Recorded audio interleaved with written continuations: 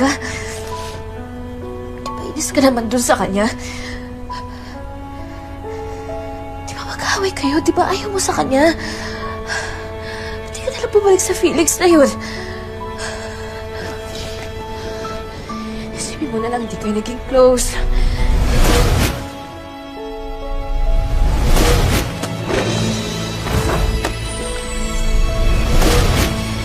Isipin mo na lang, wala kayong pinagdaanan, wala kayong pinagsamaan. Kaya daw talaga pag sinalubong ka ng maliwanag na langit, eh magandang surprise daw na nag-aantay sa'yo.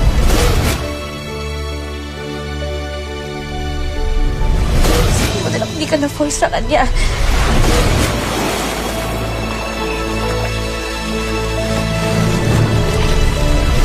Meron na akong ibang mahal. Wow, makasama ka naman.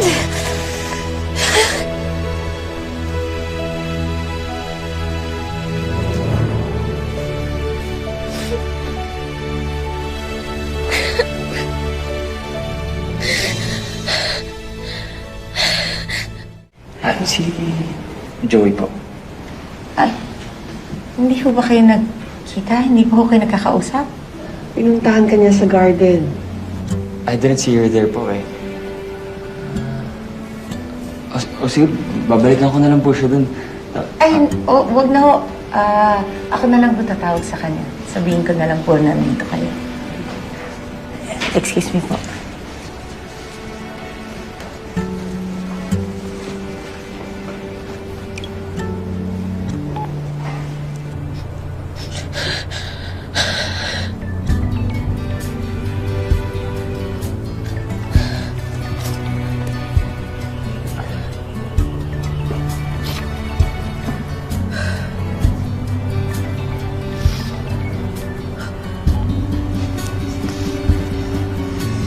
Nay?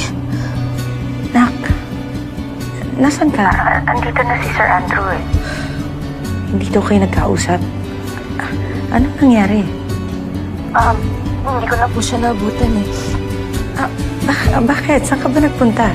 Umalis lang po ako saglit na kasi may kailangan po akong bilhin. Pero babalik din po ako kaagad. Sige. Mag-ingat ka ha.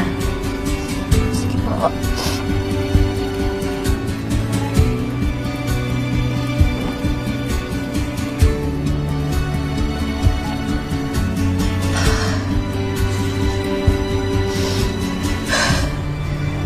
Okay ka na, Joey. Okay ka na. At saka diba mas marami kang kailangan isipin kaysa dyan?